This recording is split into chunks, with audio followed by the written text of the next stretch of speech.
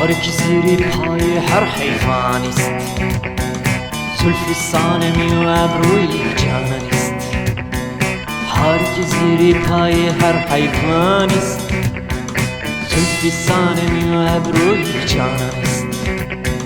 هر عشقی بر کنگره حیوانی است.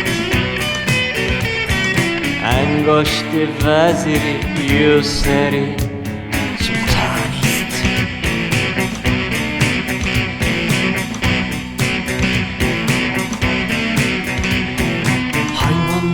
tepelediği her diken, bir güzelin zülfü yahut kaşıdı.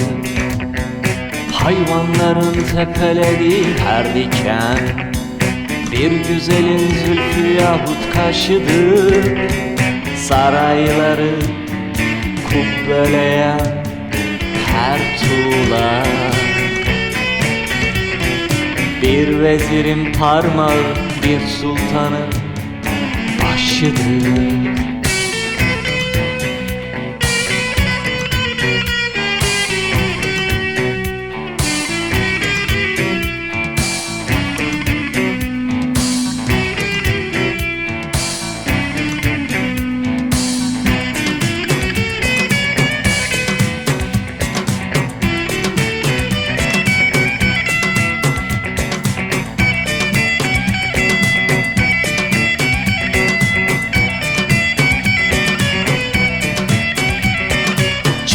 Baharım şarap, kim bu iş şarap?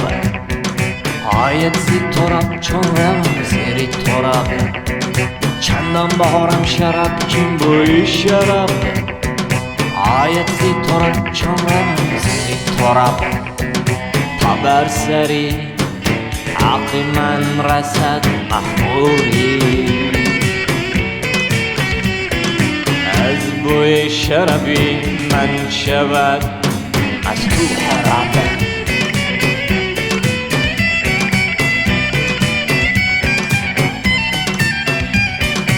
İçtikçe içim dışım şarap olsun, cesedim girince toprak hayat bulsun.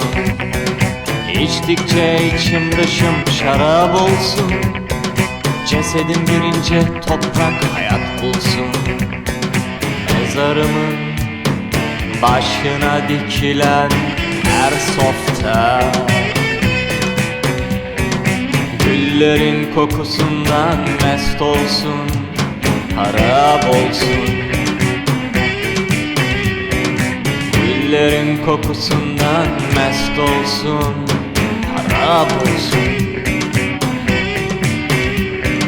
Güllerin kokusundan harap olsun.